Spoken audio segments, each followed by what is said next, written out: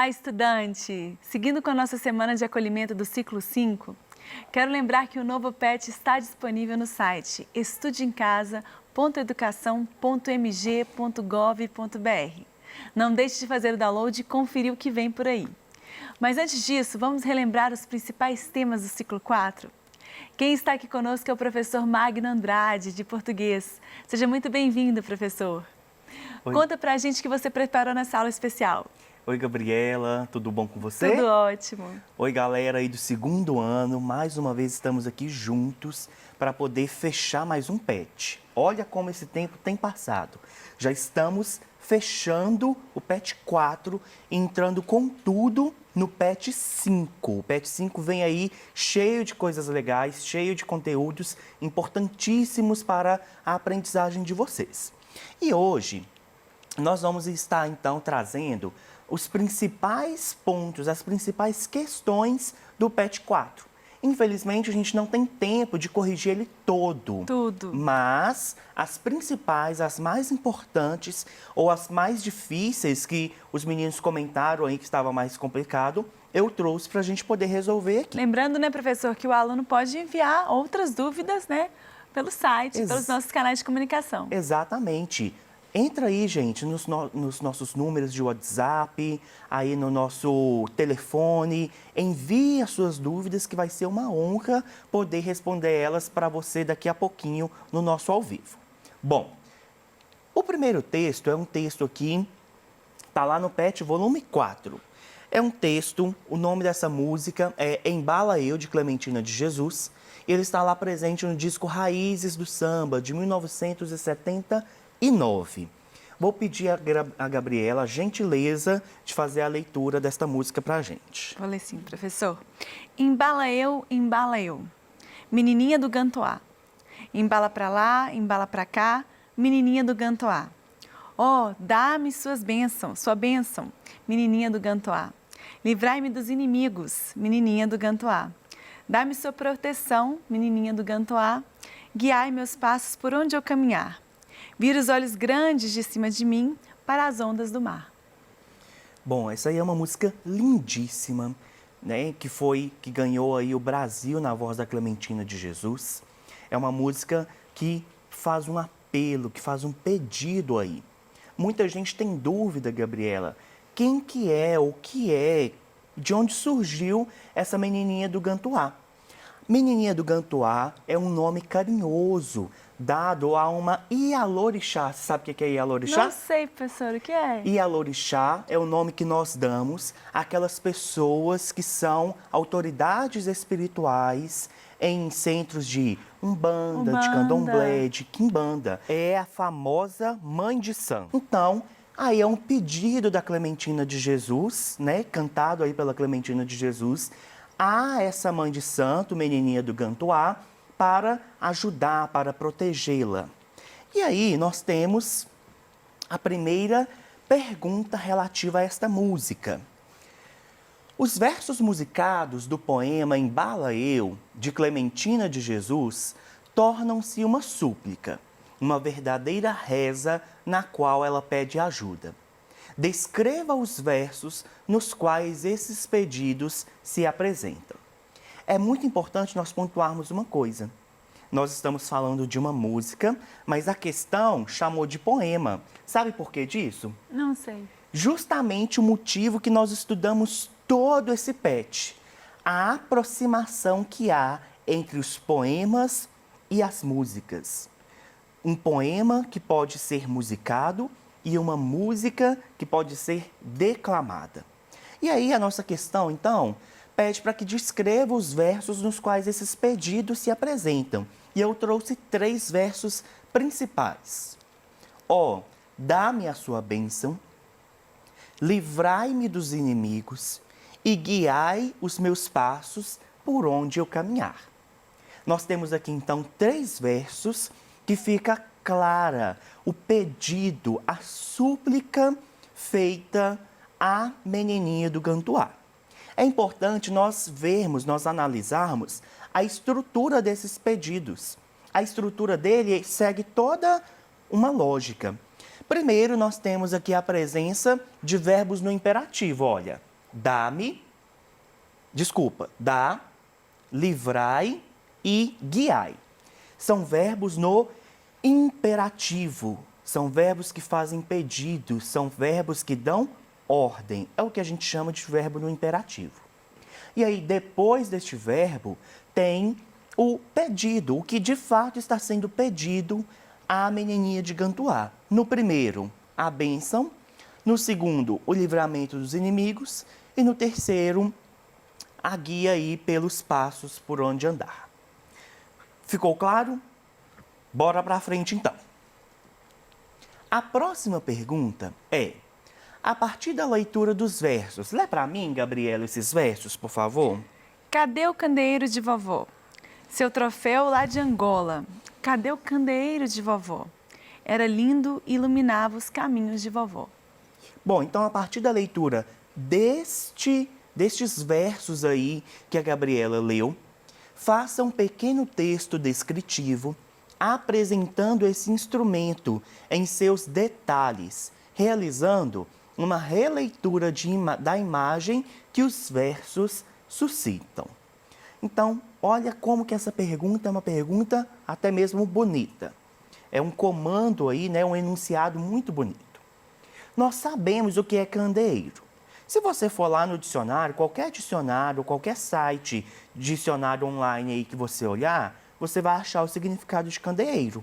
Candeeiro é aquela lamparina, né? Sim. É uma espécie de lamparina que era muito usada antes de chegar a eletricidade. Então, as pessoas iluminavam ali as suas casas, iluminavam os seus caminhos por meio de um candeeiro.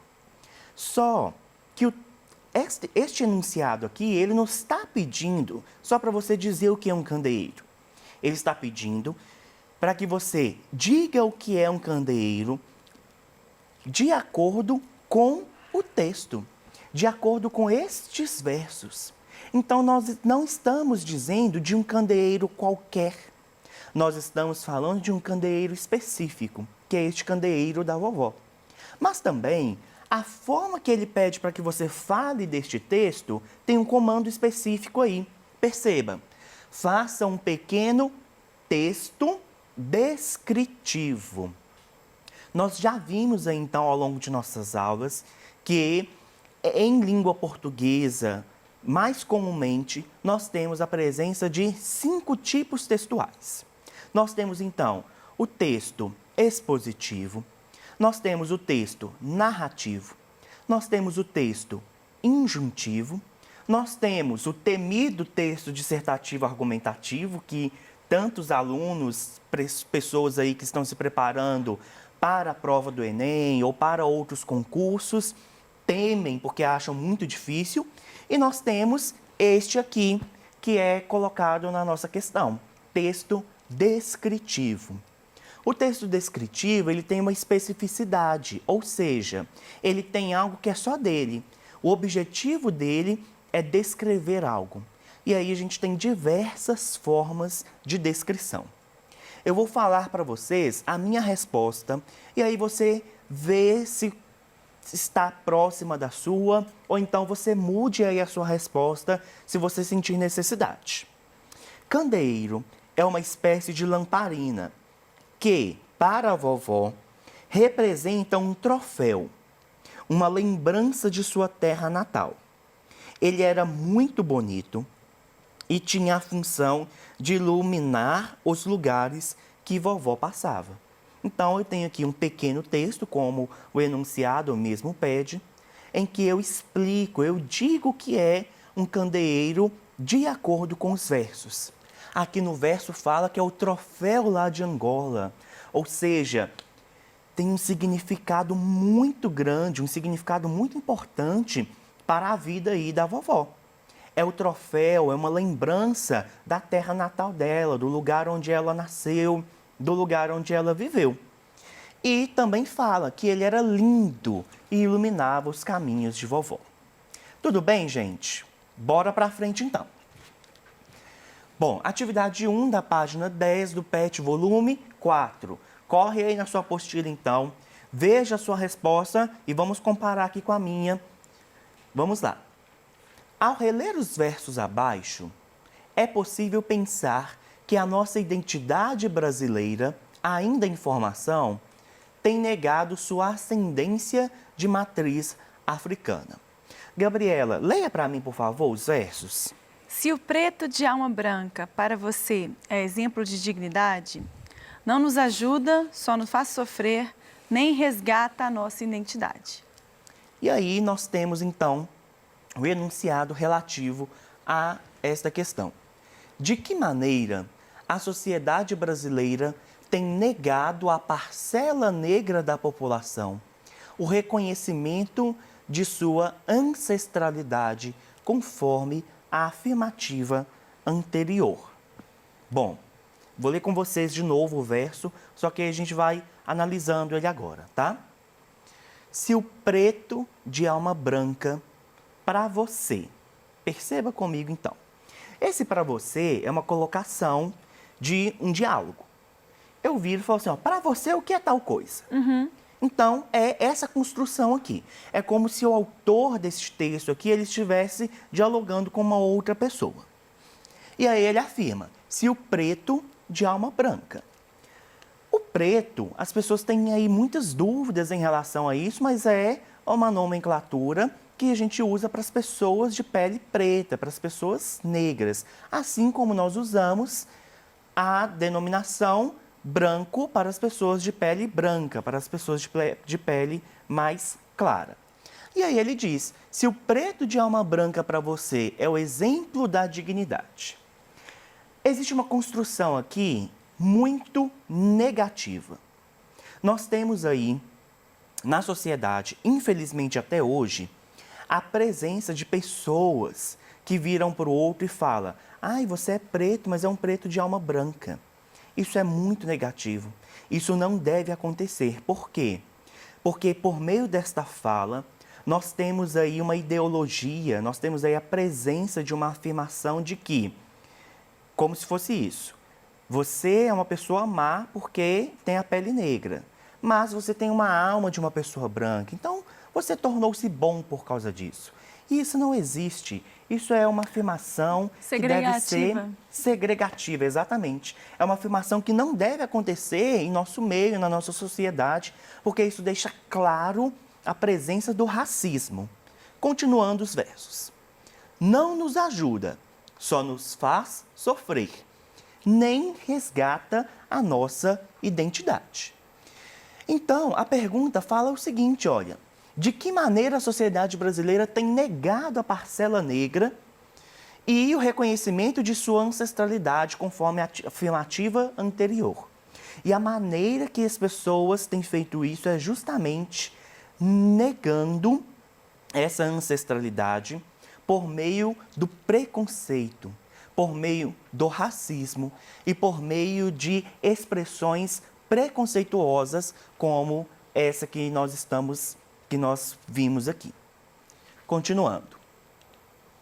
Para Jorge Aragão e para muitas pessoas negras desse país, o elevador de serviço representa uma grande mazela da sociedade brasileira, que camufla ou explicita de forma violenta o racismo brasileiro.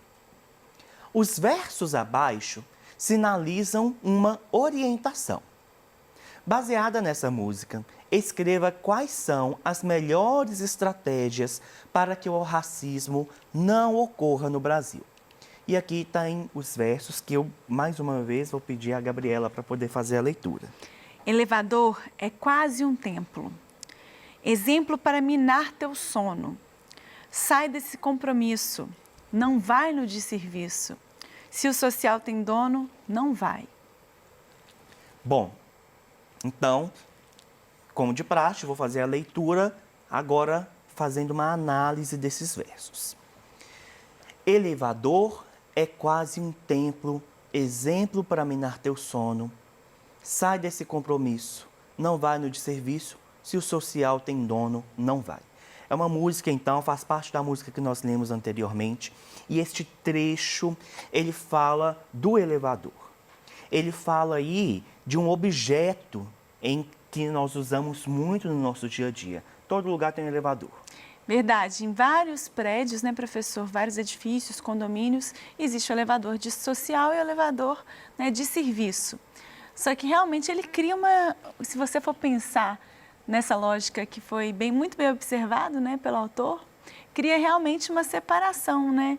É uma forma de segregação. No de serviço só vai, vamos dizer assim, as pessoas, os criados, as pessoas que trabalham ali para os moradores. E a gente até entende, olha, vamos dividir essa questão de elevador social e de serviço, porque um fica realmente com, não sei, os materiais, o descarte de lixo, mas de fato é uma divisão que realmente gera uma segregação e é sim um resultado de um racismo de muito tempo. Exatamente. Né? É um exercício que a gente tem que fazer, porque tem muitas coisas que estão aí incutidas no nosso dia a dia e que realmente são resultado de uma prática racista há anos. Há anos. Isso é muito importante nós discutirmos isso. Nós trazemos essa discussão para este espaço. Como a Gabriela disse, em alguns casos o elevador de serviço, ele vai estar ali, a gente pode pensar o elevador de serviço como algo organizacional, que vai ali, né, as pessoas, normalmente o elevador de serviço demora mais e tal. Mas o que a música traz não é o elevador de serviço em si, mas sim a desigualdade racial e a desigualdade social que a presença deste elevador ou que o imaginário deste elevador pode causar. Isso é algo que tem que ser muito discutido e muito debatido na nossa sociedade, porque realmente pode haver, por meio deste objeto, que seria um objeto de trabalho para poder facilitar a vida das pessoas que trabalham em prédios, por meio disso pode haver uma grande segregação. As pessoas às vezes podem achar que elas são melhores do que as outras só pelo fato de elas terem acesso ao elevador social e o outro não. E aí, o enunciado, ele pede então para que a gente escreva quais são as melhores estratégias para que o racismo não ocorra no Brasil. E eu trouxe aqui algumas sugestões que você pode escrever e pode complementar aí com o que você escreveu no seu prédio. A primeira é abordar a desigualdade racial. Nós devemos tirar esse tabu de que isso não deve ser discutido, de que isso não deve ser falado. Temos que acabar com isso. Porque a desigualdade racial, ela existe, ela está presente na nossa sociedade e ela, de fato, precisa de ser discutida para que seja eliminada.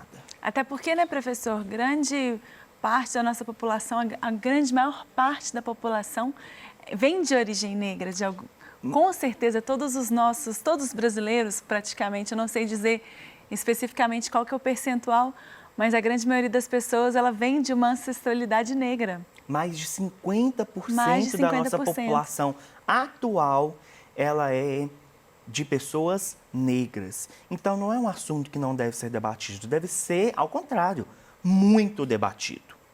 Outro ponto importante, ensinar nas escolas sobre o racismo e seu combate. Nós temos aí algumas leis que garantem a discussão de questões, né, de matrizes africanas na sala de aula. Mas nem sempre a gente vê isso. E isso deve ser muito debatido. Não é só em novembro que a gente deve discutir aí por causa da consciência negra. Isso aí deve ser discutido ao longo de todo o ano e em todas as aulas. Apoiar políticas públicas antirracistas. Nós temos aí um avanço no Brasil que tenta reparar essa dívida ancestral que nós temos aí com as pessoas negras e as pessoas tentam ainda rebater, por exemplo, as cotas nas universidades, que é uma política pública essencial para que haja uma ascendência do povo negro no nosso país. Procurar informações sobre racismo. Então, às vezes, você não sabe, você não vive, você não passa por isso. Tudo bem, dá um Google, pesquisa, corre atrás, conversa com pessoas negras para que você esteja instruído sobre o assunto. Reconhecer os privilégios e não ser indiferente ao racismo. Essencial. acho que é o ponto essencial aqui. Reconhecer os nossos privilégios como pessoas brancas na sociedade e não ser indiferente ao racismo. Às vezes a gente entra dentro de uma loja e vê uma pessoa que foi ali agredida verbalmente por ser negro e a gente é indiferente com isso. Então, não ser indiferente ao racismo e reconhecer o nosso privilégio como pessoas brancas, com certeza aí é um motivo, é uma ação que vai ajudar a diminuir o racismo na nossa sociedade. Galera, prazer estar aqui com vocês novamente. Muito obrigado por esta aula, muito obrigado aí por este nosso bate-papo. Estejam conosco no PET 5, que vem cheio de novidades, e até mais.